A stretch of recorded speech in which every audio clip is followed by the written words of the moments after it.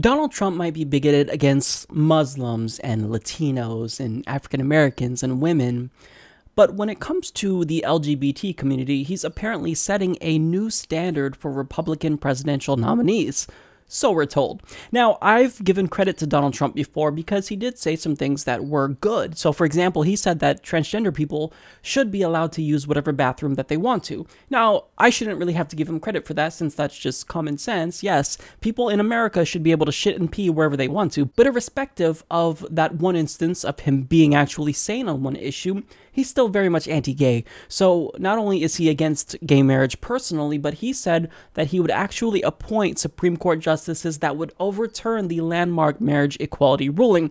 And furthermore, he doubled down on that when he chose Mike Pence, the vehemently anti-gay governor from Indiana, who literally signed a bill into law that legalizes discrimination against LGBT people. So if you're gay in Indiana under Mike Pence, he signed a bill that says that you could be kicked out of a store if it is the case that you are gay and the store owner doesn't like your flamboyancy or whatever the case may be. But in spite of all of that, I'm told by Trump supporters that he actually does care about gay people. In fact, he cares more about gay people than Hillary Clinton because he's going to ban Syrian refugees from entering the country. Well, thank you, Donald. I mean, how polite of you to look out for us gay people.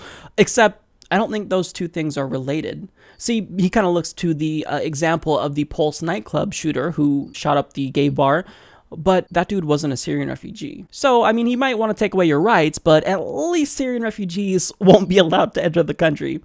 Yeah, I'll pass, Donald, because I think that it's only right that we actually take responsibility for intervening in the Middle East and allow the people actually affected by our imperialistic policies to seek refuge here. If you actually want to protect us from religious extremists who are bigoted, who want to hurt us, then all you need to do is look at your VP pick. Because it's the Christian extremists that are actually trying to take away our rights, not the Muslims who make up 2.1% of the country.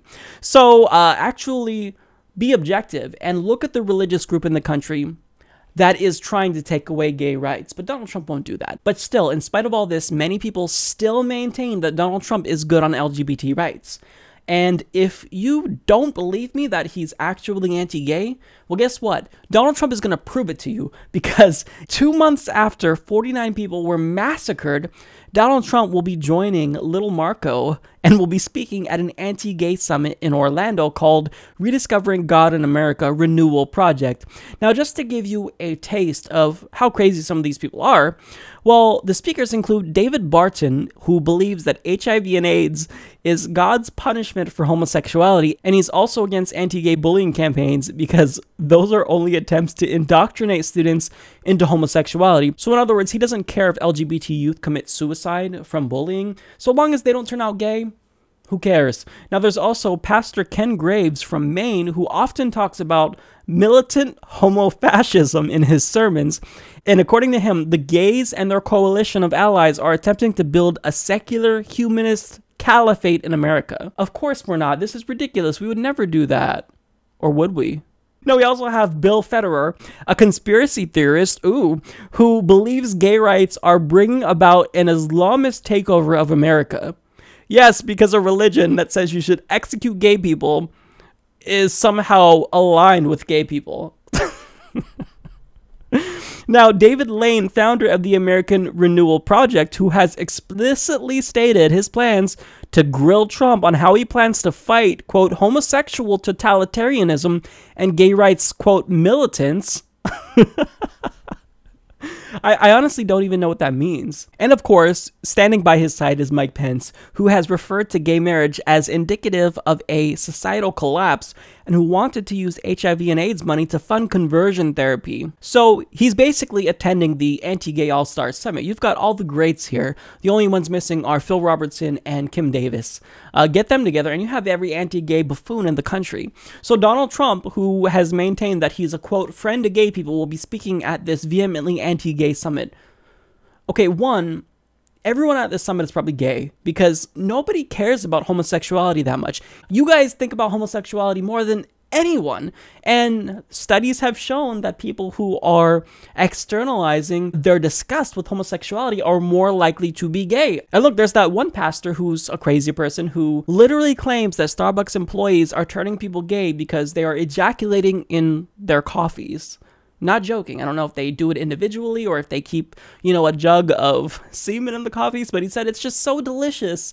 And that's why people keep coming back to Starbucks, because it's turning them gay and they're getting addicted to the semen that's in the coffee. Watch out. If you're a woman, you might just get pregnant by drinking Starbucks, because they've got some pretty potent semen in that drink.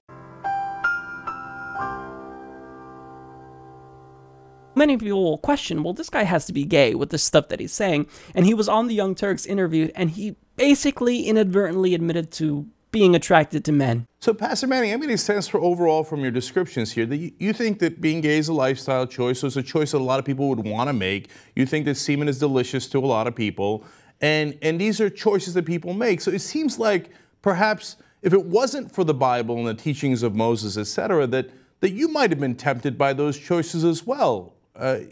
Is that the case? Have you been tempted? Oh, absolutely. Absolutely. Gotcha, bitch. No doubt about it. Jink, I spent 3.5 years in prison. So that is what you're going to see at this summit. Come on, everybody. Let's get some queers and some trucks and have us a good old-fashioned fag drag. That is what you're going to see at this summit.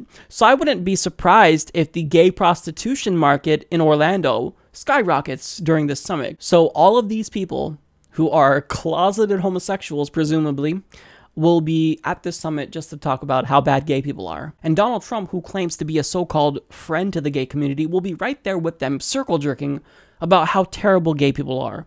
Well, with friends like Donald Trump, who needs enemies, right?